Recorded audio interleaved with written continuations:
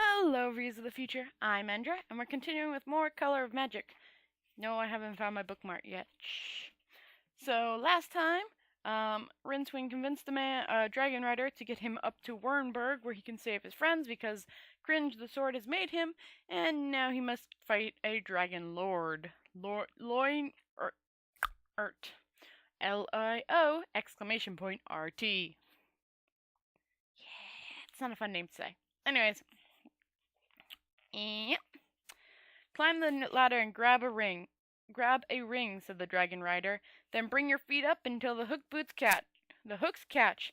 He helped the protesting wizard climb until he was hanging upside down, robes tucked into his breeches, Kring dangling from one hand. At this angle, the dragon folk looked reasonably bearable, but the dragons themselves, hanging from their perches, loomed over the scene like immense gargoyles, their eyes glowed with interest. "Attention, please," said Loinert. A dragon rider handed him a long shape, wrapped in red silk. "We fight to the death," he said. "Yours." "And I suppose I earn my freedom if I win," said Rincewind, without much hope. Loinert indicated the assembled dragon riders with a tilt of his head. "Don't be naive," he said. Rincewind took a deep breath. "I suppose I should warn you," he said, his voice hardly quivering at all, "that this is a magic sword." Loyert let the red silk wrapping drop away into the gloom, and flourished a jet black blade. Runes glowed on the surface. "What a coincidence," he said, and lunged. Rincewind went rigid with fright, but his arms swung out as Cringe shot forward. The swords met in an explosion of octarine light. Loyert swung himself backwards, his eyes narrowing. Cringe leapt past his guard, and although the Dragon Lord's sword jerked up to deflect most of the force, the result was a thin red line across his master's torso. With a growl, he lunged himself at the wizard, boots clattering as he slid from ring to ring. The swords met again in another violent discharge of magic, and at the same time, Loyert brought his other hand down against Rincewind's head, jarring him so hard that one foot jerked out of its ring and flailed desperately. Rincewind knew himself to be almost certainly the worst wizard on the Discworld. Break. Rincewind knew himself to be almost certainly the worst wizard on the Discworld, since he knew but one spell. Yet for all that he was still a wizard, and thus, by the inexorable laws of magic, this meant that upon his demise, it would be Death himself who appeared to claim him, instead of sending one of his numerous servants, as is usually the case. Thus it was that, as a grinning Loyert swung back and brought his sword around in a lazy arc, time ran into treticles. To Rincewind's eyes, the world was suddenly lit by a flickering octarine light, tinged with violet as phantoms impacted on the sudden magical aura. Inside it, the Dragon Lord was a ghostly hued statue, his sword moving at a snail's pace in the glow. Besides Loyert, was another figure, visible only to those who can see into the extra fourth dimension of magic. It was tall and dark and thin, and against the sudden night of frosty stars, it swung two-handed, a scythe of proverbial sharpness. Rincewind ducked. The blade hissed coldly through the air beside his head and entered the rock of the cavern roof without slowing. Death screamed a curse in his cold, cryptic voice. The scene vanished. What passed for reality on the Discworld reassured itself with a rush of sound. Loyert gasped at the sudden turn of speed with which the wizard had dodged his killing stroke, and, with that desperation only available to the really terrified, Rincewind uncoiled like a snake and launched himself across the space between them. He locked both hands around the Dragon Lord's sword arm, and retched. It was at that moment that Rincewind's one remaining ring, already overburdened, slid out of the rock with a nasty little metal sound. He plunged down, swung wildly, and ended up dangling over bone-splittering death with his hands gripping the Dragon Lord's arms so tightly that the man screamed. Lorort looked up at his feet. Small flakes of rock were dropping out of the roof around the rim's pythons. Let go, let go, damn you, he screamed, or we'll both die. Rincewind said nothing. He was concentrating on maintaining his grip and keeping his mind close to the pressing images of his death. He was concentrating on maintaining his grip and keeping his mind closed to the pressing images of his fate on the rocks below. Shoot him! Bellowed Lorart. Out of the corner of his eye, Rincewind saw several crossbows level at him. Lorart chose that moment to flail down with his free hand, and a fistful of rings stabbed into the wizard's fingers. He let go. Another break. Twoflower grabbed the bars and pulled himself up. See anything? Said Hearn from the region of his feet. Just clouds. Hearn lifted him down again, and sat on the edge of one of the wooden beds that were the only furnitures in the cell. Bloody hell, he said. Don't despair, said Twoflower. I'm not despairing. I expect it's all some sort of misunderstanding. I expect they'll release us soon. They seem very civilized. Hearn stared at him from under bushy eyebrows. He started to say something, then appeared to think better of it. He sighed and said, And when we get back we can say we've seen dragons, Twoflower continued. What about that, eh? Dragons don't exist, said Hearn flatly. Koside of Tamira killed the last one 200 years ago. I don't know what we're seeing, but they aren't dragons. But they carried us up in the air. In the hall there must have been hundreds. I expect it was just magic, said Hearn dismissively. Well, they looked like dragons, said Twoflower, an air of defiance about him. I always wanted to see dragons, ever since I was a little lad. Dragons flying around in the sky, breathing flames. They just used to crawl around in swamps and stuff, and all they breathed was stink, said Hearn, lying down in the bunk. They weren't very big, either. They used to collect firewood. I heard they used to collect treasure, said Twoflower. And firewood. Hey, Hearn added, brightening up. Did you notice all the rooms they brought us through? Pretty impressive, I thought. Lots of good stuff about. Plus some of those tapestries had got to be worth a fortune. He scratched his chin thoughtfully, making a noise like a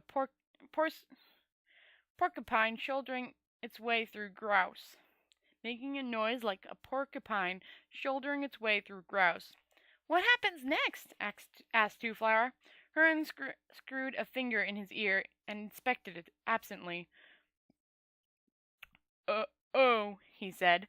I expect in a minute the door will be flung back, and I'll be dragged off to some sort of temple arena, where I'll fight myself a couple of giant spiders, and an 8-foot slave from the jungles of Clutch, and then I'll rescue some kind of princess from the altar, and then kill off a few guards, or whatever, and then this girl will show me the secret passage out of this place, and we'll liberate a couple of horses and escape with the treasure. Hearn leaned his head back on his hands and looked at the ceiling, whistling tunelessly. All that? Said Twoflower. Usually. Twoflower sat down on his bunk and tried to think. This proved difficult because his mind was awash with dragons. Dragons! Ever since he was 2 years old, he had been captivated by the pictures of the fiery beasts in the Octarine fairy book. His sister had told him they didn't really exist, and he recalled the bitter disappointment. If the world didn't contain these beautiful creatures, he decided, it wasn't half the world it ought to be. It wasn't half the world it ought to be. And then later he had been bound apprentice to Nine. And then later he had been bound apprentice to Nine Reeds, the master accountant, who in his grey-mindedness was everything that dragons were not, and there was no time for dreaming. But there was something wrong with these dragons. They were too small and sleek, compared to the ones in his mind's eye. Dragons ought to be big, and green, and clawed, and exotic, and fire-breathing. Big and green with large, sharp Something moved at the edge of his vision, in the furthest, darkest corner of the dungeon. When he turned his head, it vanished, although he thought he had heard the faintest noise that might have been made by... Something moved at the edge of his vision, in the farthest, darkest corner of the dungeon. When he turned his head, it vanished, although he thought he had heard the faintest of noise that might have been made by claws scraping on stone. "Hern!" he said. There was a snore from the other bunk. Twoflower padded over to the corner, poking gingerly at the stone in case there was a secret panel. At that moment the door was flung back, thumping against the wall. Half a dozen guards hurried through it, spread out, and flung themselves down on one knee. Their weapons were aimed exclusively at Hern. When he thought about this later, Twoflower felt quite offended. Hern snored. A woman strolled into the room. Not many women can stride convincingly, but she managed it. She glanced briefly at Twoflower, as one might look at a piece of furniture, then glared down at the man on the bed. She was wearing the same sort of leather harness that the dragon riders had been wearing, but in her case it was much briefer. That, and the magnificent mane of chestnut red hair that fell to her waist, was her only concession to what even on the Discworld passed for decency. She was also wearing a thoughtful expression. Hern made a glubbing noise, turned over, and slept on. With a careful movement, as though handling some instrument of rare delicacy, the woman drew a slim black dagger from her belt and stabbed downwards. Before it was halfway through its arc, Hern's right hand moved so fast that it appeared to travel between 2 points in space without at any time occupying the intervening air. It closed around the woman's wrist with a dull smack. His other hand groped feverishly for the sword that wasn't there. Hern awoke. "Urk?" he said, looking up at the woman with a puzzled frown. Then he caught sight of the bowman. "Let go," said the woman in a voice that was calm and quiet and edged with diamonds. Hern released his grip slowly. She stepped back, massaging her wrist, and looked at Hern in much the same way the cat watches a mouse hole. "So," she said at last, "you passed the first test. What is your name, barbarian?" Who are you calling barbarian?" snarled Hern. "That is what I want to know." Hern counted the bowmen slowly, and made a brief calculation. His shoulders relaxed. "I am Hern of Chimera, and you?" "Liza Dragon Lady." "You are the lord of this place?" "That remains to be seen. You have the look about you of a hired sword, Hern of Chimera. I could use you, if you pass the test, of course. There are 3 of them. You have passed the first." "What are the other—" Hern paused, his lips moved soundlessly, and then he hazarded, "2? Perilous." "And the fee?" "Valuable." "Excuse me," said Twoflower. "And if I failed these tests?" said Hern, ignoring him. The air between Hern and Liza cracked with small explosions of charisma as their gaze sought for a hold. "If you had failed the first test, you would now be dead. This may be considered a typical penalty." Look," said Twoflower. Liza spared him a brief glance, and appeared actually to notice him for the first time. "Take that away," she said calmly, and turned back to Hern. Two of the guards shouldered their bows, grasped Twoflower by the elbows, and lifted him off the ground. Then they trotted smartly through the doorway. "Hey!" said Twoflower, as they hurried down the corridor outside. "Where?" as they stopped in front of another door. "Ismay!" as they dragged the door open. "Luggage!" He landed in a heap of what might have once been straw. The door banged shut, its echoes punctuated by the sound of bolts being slammed home. In the other cell, Hern had barely blinked. "Okay," he said. "What is the second test?" "You must kill my 2 brothers." Hern considered this. "Both at the same time, or one after the other?" he said. "Constructively or concurrently," she assured him. "What?" "Just kill them," she said sharply. "Good fighters, are they?" "Renowned." "So in return for all this—" "You will wed me, and become Lord of the Wurnberg." There was a long pause. Hern's eyebrows twisted themselves in accomplished calculation. I get you and this mountain? He said at last. Yes. She looked at him squarely in the eyes, and her lips twitched. The fee is worthwhile, I assure you. Hearn dropped his gaze to the ring on her hand. The stone was large, being the incredibly rare blue milk diamond from the city basin of Mythos. When he managed to turn his eyes from them, he saw Liza glaring down at him in fury. So calculating, she rasped. Hearn the barbarian, who would boldly walk into the jaws of death himself? Hearn shrugged. Sure, he said. The only reason for walking into the jaws of death is so you can steal his gold teeth. He brought one arm around expensively. The wooden bunk was at the end. He brought one arm around expansively, and the wooden bunk was at the end of it. It cannoned into the bowman, and Hearn followed joyously, felled one man with a blow, and snatched the weapon from another. A moment later, it was all over. Liza had not moved. Well, she said. Well, what? Said Hearn from the carnage. Do you intend to kill me? What?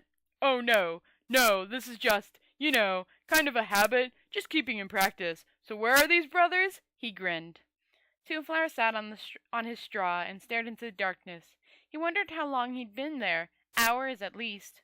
Days? Probably. He speculated that perhaps it'd been years, and he had simply forgotten. No, that sort of thinking wouldn't do. He tried to think of something else. Grass, trees, fresh air, dragons. There was the faintest of scrabbling in the darkness. Twoflower felt the sweat prickle on his forehead. Itchy nose. Okay. Something was in the cell with him, something that made small noises, but even in the pitch blackness gave the impression of hugeness. He felt the air move. When he lifted his arm, there was the greasy feel and faint shower of sparks that betokened a localized magical field. Twoflower found himself fervently wishing for light. A gout of flames rose past his head and struck the far wall. As the rocks flashed into furnace heat, he looked up at the dragon that now occupied more than half the cell. I obey, I don't even know what to do for a dragon voice. Gosh darn.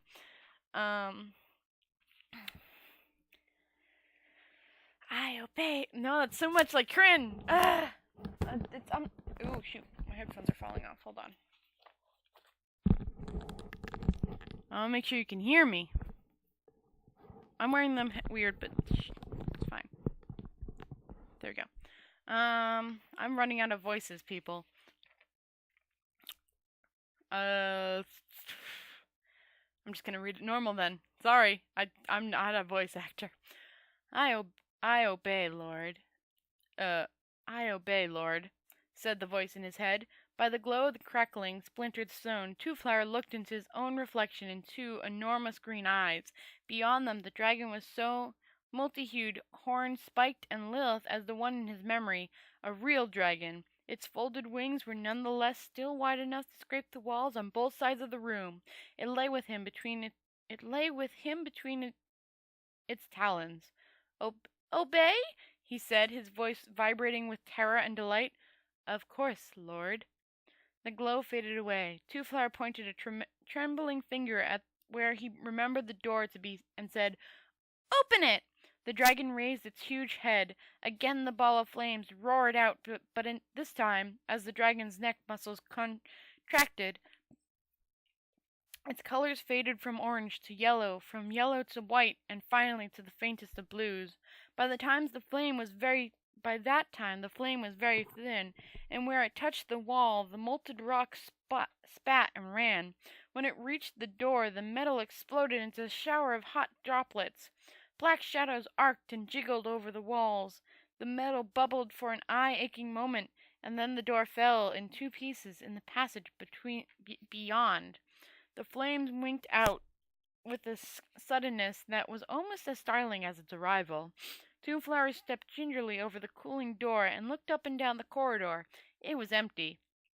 The dragon followed, the heavy door frame causing it some minor difficulty, which was overcome with a swing of its shoulders that tore the tinder out and tossed it to one side. The creature looked expectantly at Twoflower, its skin rippling and twitching as it sought to open its wings in the confines of the passage. "How did you get in there?" said Twoflower. "You summoned me, master." "I don't remember doing that." "In your mind. You called me up. In your mind," thought the dragon patiently. "You mean I just thought of you, and there you were?" "Yes." "Is it magic? It was magic?" "Yes." "But I've thought about dragons all my life." "In this place, the frontiers between thought and reality is possible. In this place, the frontier between thought and reality is probably a little confused.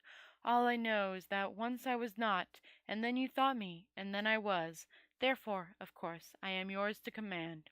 "Good grief!" Half a dozen guards chose that moment to turn the bend in the corridor. They stopped, open-mouthed. Then one remembered himself sufficiently to raise his crossbow and fire.